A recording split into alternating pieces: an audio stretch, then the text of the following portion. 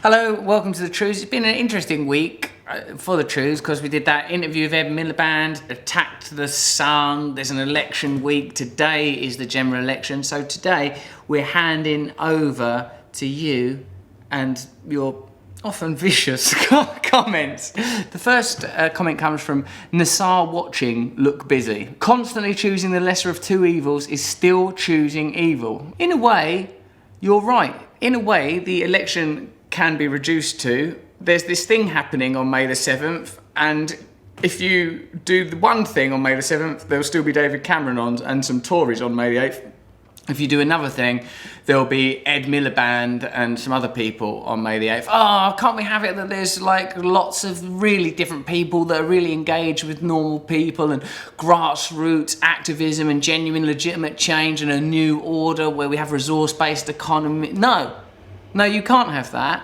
That's not available. Because like for me, so I said, like for a long time, obviously, don't vote, there's no point, what does it mean, what's the value of it? And like over the course of me saying that for sort of 18 months, the kind of things people say to me, I wrote a blog, have a look at it on my website, there's the link there. People said stuff like, well, my brother's got MS, I have to look after him. If the Tories get in, his independent living fund is going to be cut and he'll have to go into a home or move into mine because I can't let him move into a home. That's one of my mates said that and I thought, right, okay. This morning I ran into a doctor who was running on her way to vote. She handles the budget for the Hackney area. She says that since the Tories have been in, they've halved the budget from 700 million for the Hackney area to 350 million for the Hackney area. And like, it is pitiful that the choice has been reduced to just that. I agree with you. You're right, lesser of two evils is one way of looking at it, but in another way, it's kind of like you can slightly slow down the degeneration and degradation of the country so there's a bit more time for people to go, right, what should we do? How would this look? Now, hopefully, as we develop, as we evolve, different things can happen. We can get involved in bigger, bolder, more ambitious projects. Like my agenda hasn't altered. The gap between left and right is too small, but millions of people live and die in that gap is the defining quote. So it's just for them. You know, don't think I think it's a drag? Of course I think it's a drag, you know, but what are you going to do? It's not as much of a drag as having a brother with MS that you can't fucking look after, so it's a small price to pay, I suppose. Imogen Wally, what's with the huge bottle of water stroke vodka? I was a bit aware of that.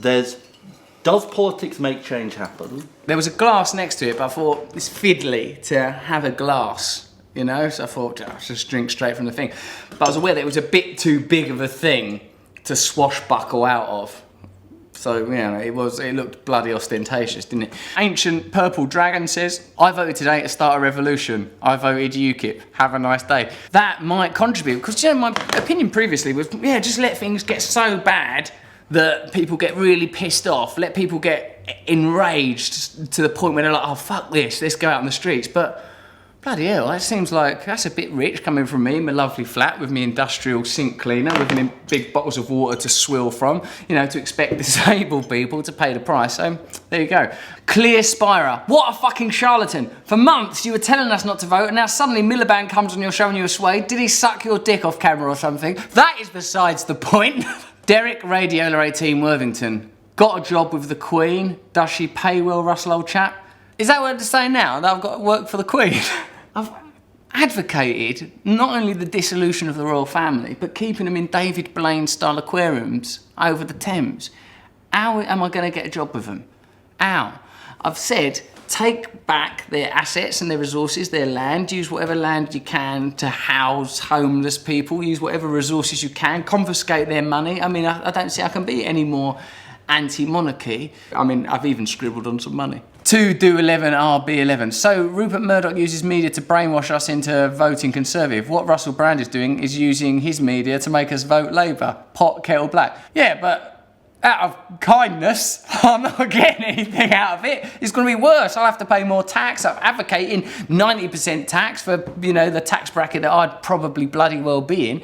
So, of course, the difference is not like, oh, isn't Rupert Murdoch evil being powerful? No, he's using that power to persecute and penalise the poorest and most vulnerable people in the world and to turn working people everywhere against one another. That's what's bad. If Rupert Murdoch, you know, had a Scrooge moment and thought, do you know what I'm going to do?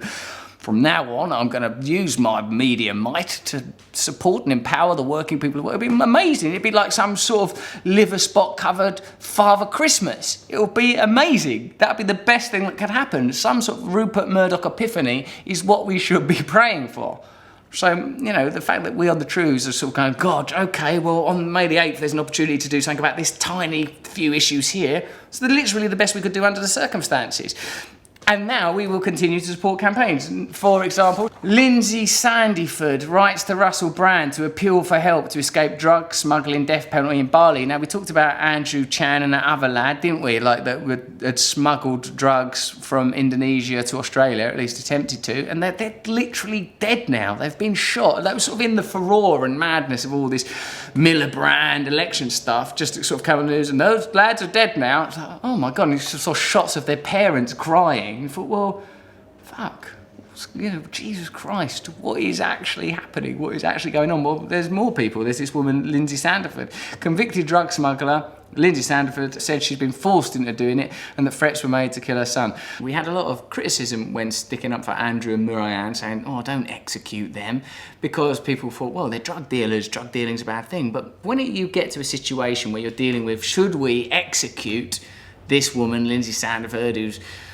admittedly broken the law in a foreign country, what part of yourself do you want to be plugging into when dealing with it? The compassionate aspect of your nature, or the condemnatory side of your nature, the optimistic side of your nature, or the kind of pessimistic and damning side of your nature? So with Lindsay Sandiford, she's got a website, there's the details now. She's trying to raise money for a lawyer. She's got a campaign. You can support that if you want to. I suppose all any of us can do, me, you, is what we bloody can on a daily basis.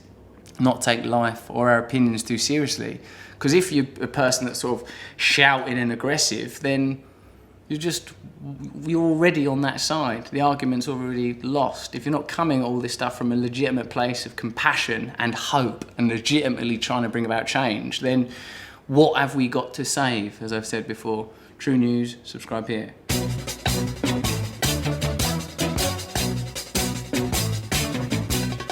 Nose is a tool that is abused to fool you and to leave you scared and confused. Trews is like the nose. If the nose was true, I want some Trews. Let's have some Trews.